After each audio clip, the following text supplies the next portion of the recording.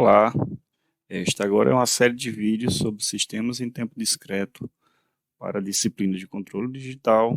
Meu nome é Ademar Gonçalves da Costa Júnior, sou professor da disciplina de controle digital aqui do Instituto Federal de Educação, Ciência e Tecnologia da Paraíba, Campus João Pessoa, para os cursos de Engenharia Elétrica e Tecnologia em Automação Industrial. Os sinais eletrônicos que estão envolvidos também na área de sistemas de controle, eles podem se dividir em dois grupos.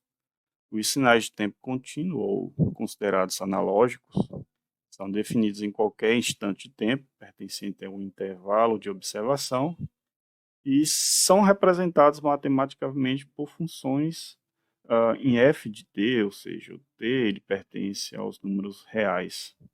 Ou seja, o que isso significa? Então, eu tenho tempos, por exemplo, 10.2, 10,03, 100,95 mili ou segundos ou nanosegundos, enfim.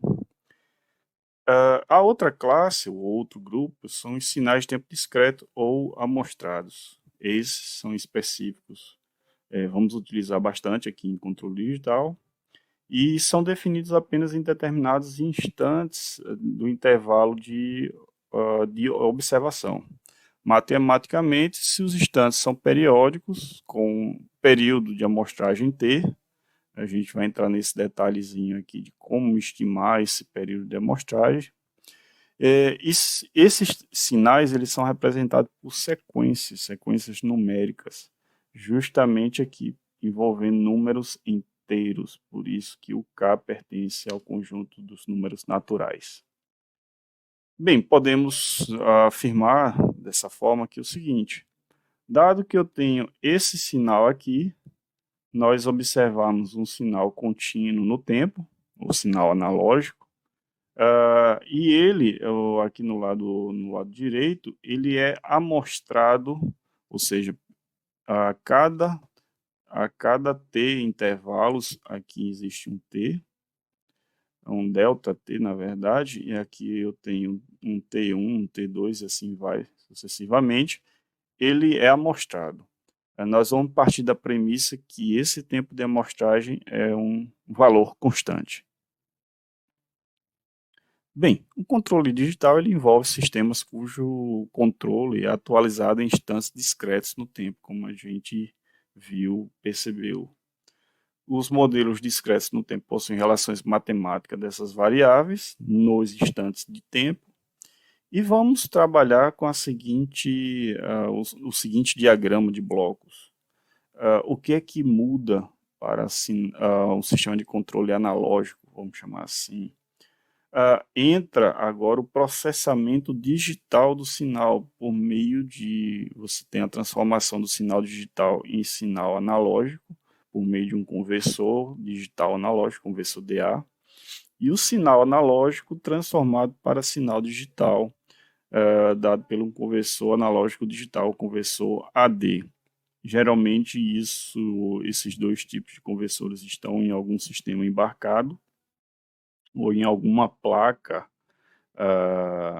que eu possa possuir num computador, ou em um sistema embarcado, uma placa de prototipagem eletrônico, por exemplo, o Arduino, a BeagleBone, a Raspberry Pi, ou mesmo um computador com alguma placa de aquisição de dados. O computador digital, ou sistema embarcado, é aqui que vai ser armazenado o algoritmo que processará a informação. É aqui que estaremos focando no projeto do controle. A referência do sinal, o sinal de saída é comparado com essa referência, que é gerado um sinal de erro, que é enviado ao algoritmo de controle. Esse algoritmo de controle enviará um sinal que a gente chama, que vai ser enviado ao atuador para ele modificar a variável a ser controlada, e o processo, o sistema dinâmico em si, por meio de algum sensor. Nós vamos tratar aqui como apenas, por enquanto, nesse primeiro momento, como um elemento único. Bem, todos os números que entram ou saem do computador, como havia falado, eles fazem no mesmo período fixo. período de amostragem. Essa é a premissa que vamos adotar na disciplina de controle digital. Ele deve ser igual a pelo menos 2 vezes a banda passante do sinal. Isso não se preocupem nesse primeiro momento, nós vamos entrar nesse detalhe aqui, mas uma boa revisão em sinais e sistemas, eu não vou entrar no detalhamento, em provar o teorema de amostragem, mas enfim, nós vamos ver detalhes um pouco do que seja a amostragem, para que vocês possam entender, e isso também vai influenciar também no período de amostragem, no período T. Esses dados amostrados ao sinal discreto são dados obtidos para variáveis nos sistemas apenas em intervalos discretos. Nós vamos denominar por essa variável aqui xkt, mas observe também o seguinte, não existe um padrão I3E para essas variáveis.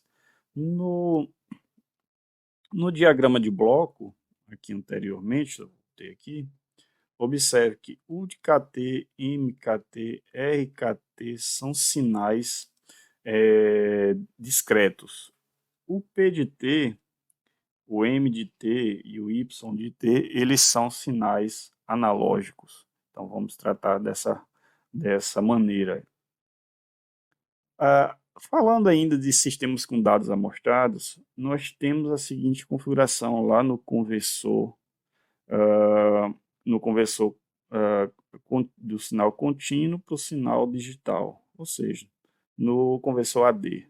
O que é que nós temos? Nós temos uma amostra, por exemplo, um sinal que advém de um sensor, um determinado sensor, por exemplo, o sensor de temperatura.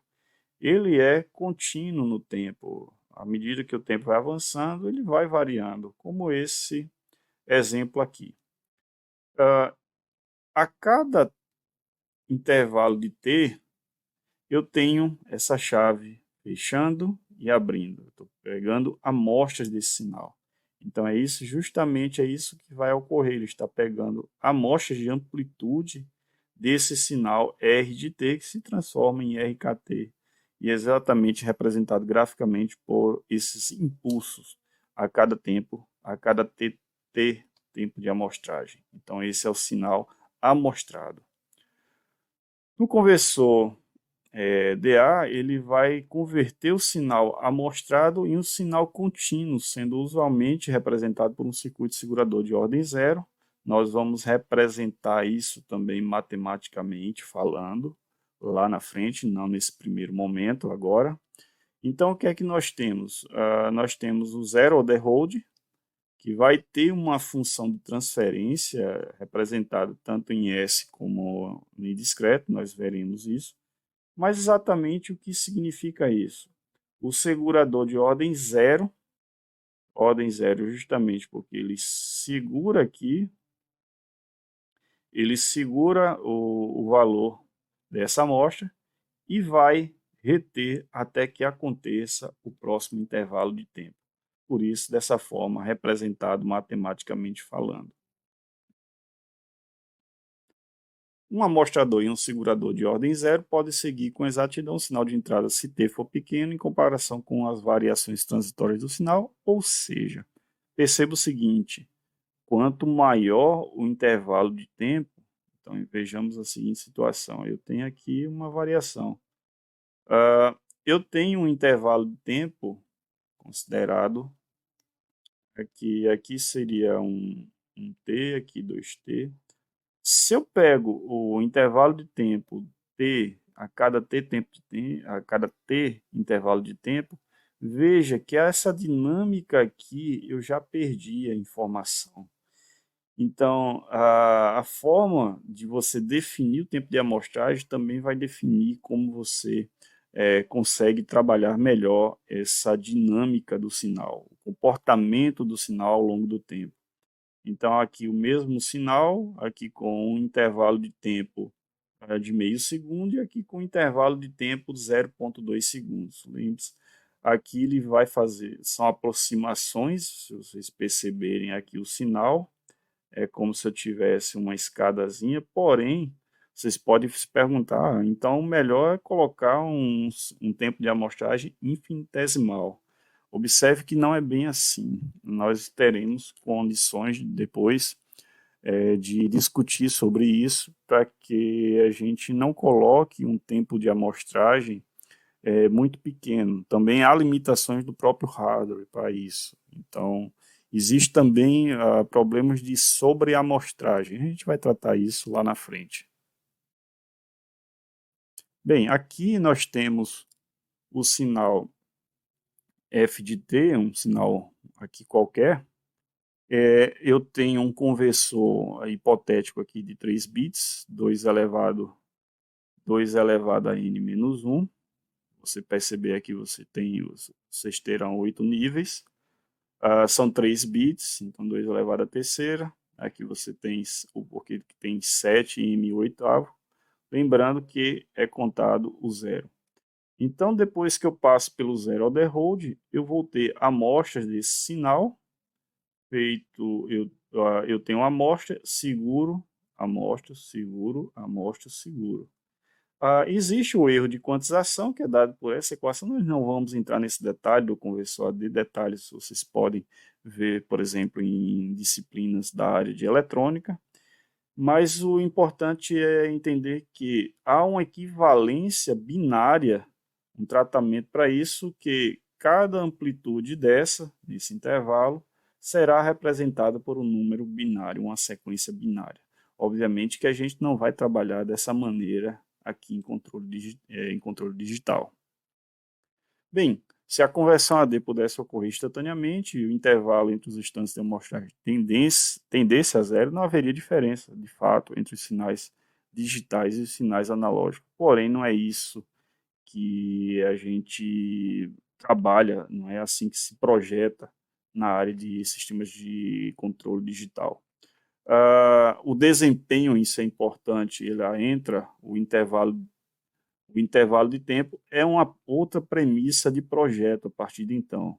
Justamente com a mudança da taxa de amostragem, esse tempo de amostragem também fará parte da premissa de projeto de vocês. Para o tratamento matemático, a gente não usa mais a transformada de Laplace, que vocês devem ter utilizado bastante lá em sistema de controle 1, em teoria de controle ou controle analógico, como queiram chamar a disciplina pré-requisito daqui de controle digital. Quem vai fazer parte a partir da vida da gente, a partir de então, é justamente a transformada Z, que é a ferramenta mais adequada para isso, que será apresentada a partir de então.